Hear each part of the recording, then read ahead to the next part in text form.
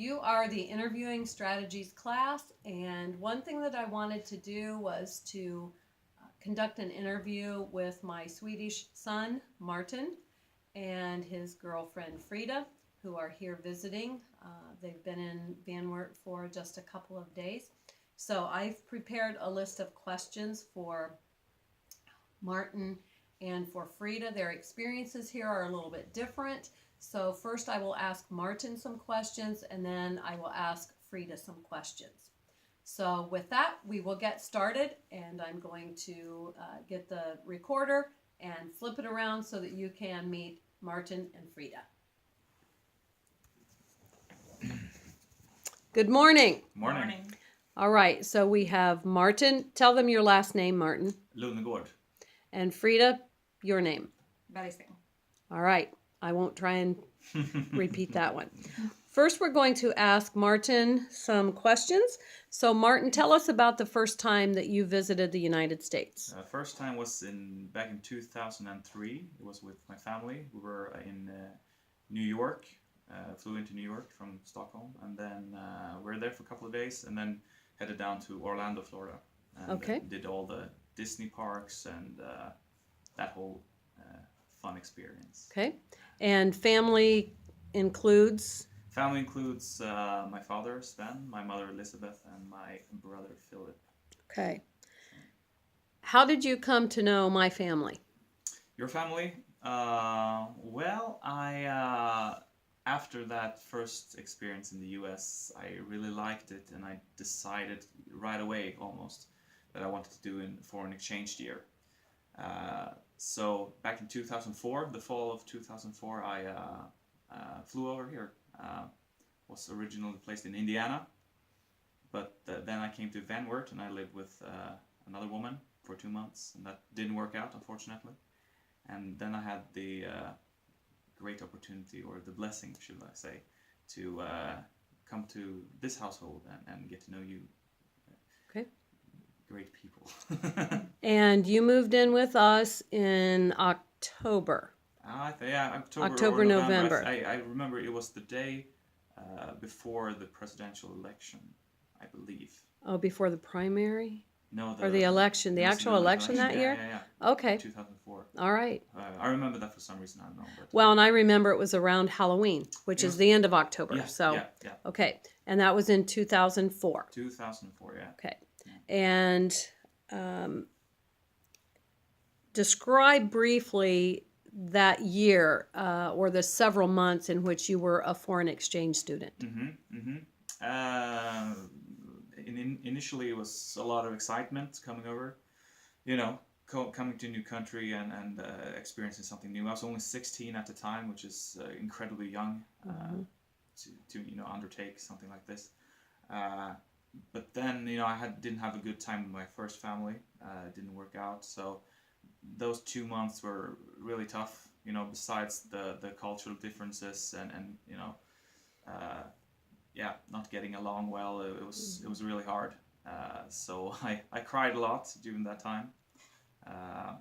But then after, I moved in this household, the experience kind of shifted around, it became something really positive. And I think as the whole year went by, it had its ups and downs, definitely. But I mean, that's what you should expect. And it's just a great experience, and really great for my personal development at that time. And here we are 11 years later, still and here we are, part of each other's families. Fantastic.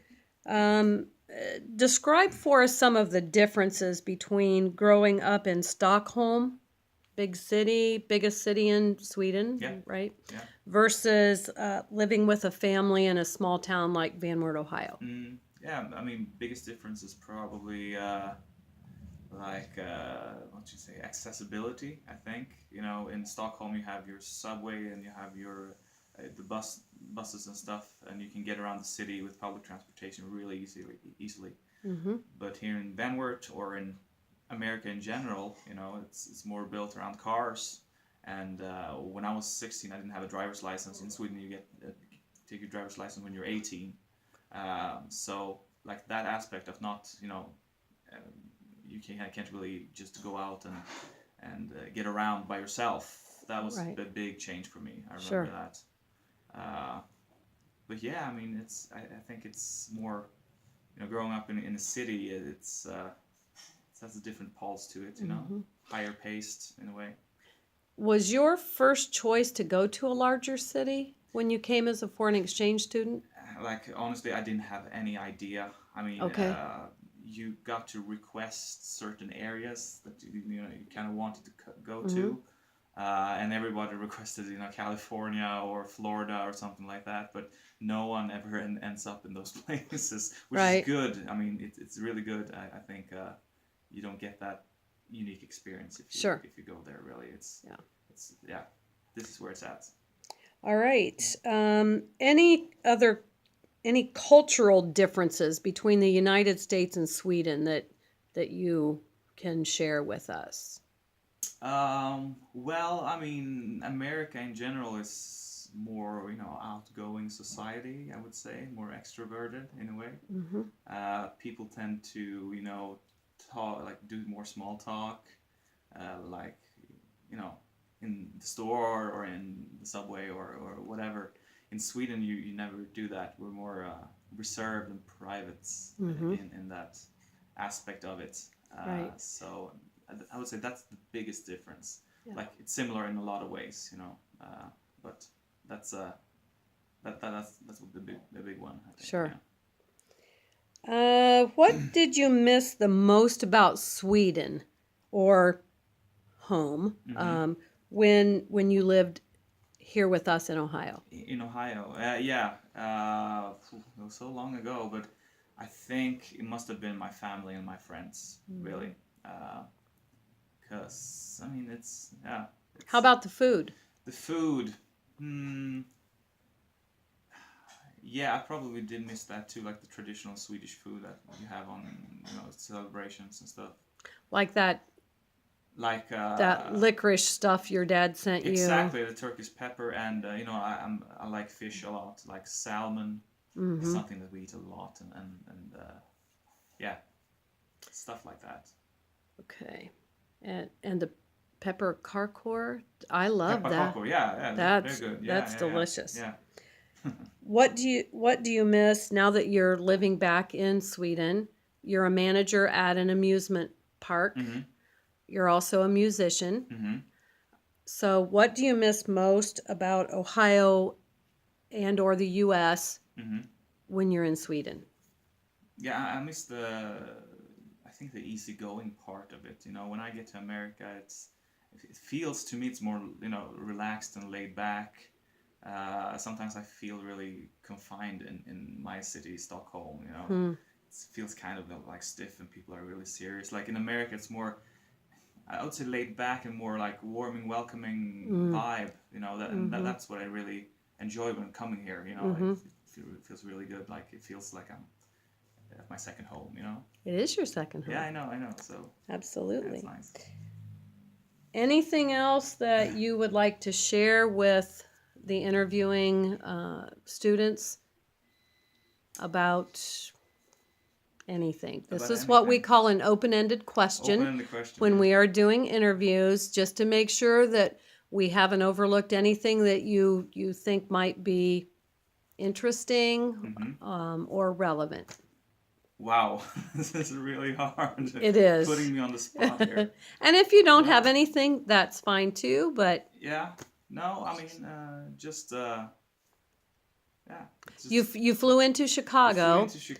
Yeah. And you flew on SAS. Yes, exactly. And you do that because your dad was an airline pilot for many years with SAS. My dad's a retired pilot, exactly. Yes. So he retired this fall, and we're going on a road trip. This is just the first stop. We drove from Chicago to here, and today we're heading off to Nashville, and then we're making our way south towards New Orleans and Texas. So we're excited about that trip. Yeah. It's an adventure. All right, so now we're going to shift our attention to Miss Frida. Tell us your name again, first and last. Frida Bergsten. All right. And where did you grow up, Frida?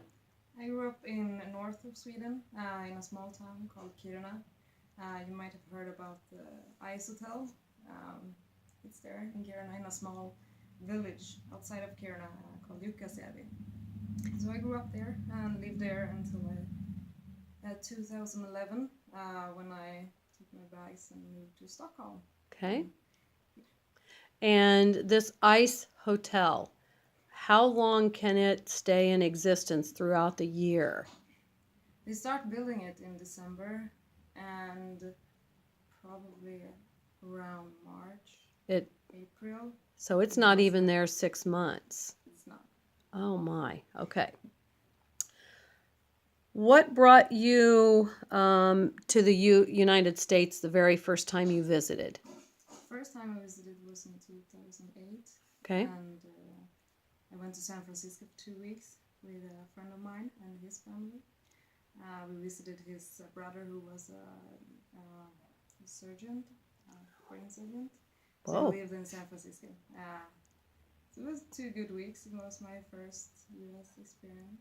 Did you go up and down the coast, or Yeah. pretty much just in San Francisco? No, we spent 2 days around the coast. Okay. And most of those 2 weeks in the cities, which I loved. So it's a huge difference from Kiruna, a small town. About how many people, do you know, live in your small town that you grew up in? Any idea? Around 16,000. Oh, okay. So it's about the size of Van Wert then. Yeah.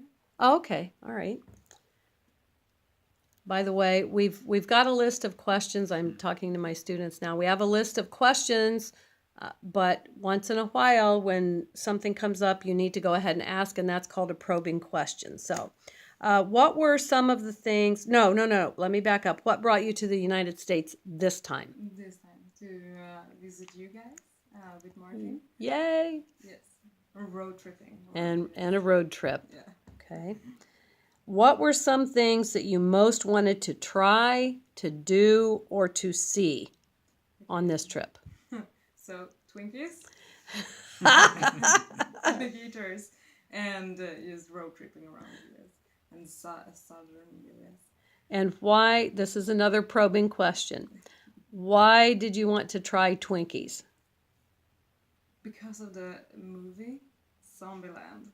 And what happened in Zombieland that made you think Twinkies were something you should try? Okay, so one of the main characters in Zombieland, it's a post-apocalyptic world, and his only craving is Twinkies. So that's punchline to the movie. He's trying to find Twinkies. And he ended up not finding Twinkies, but he found something else? He found Twinkie, but he shot him, I think, with a shotgun, so he didn't get to eat them.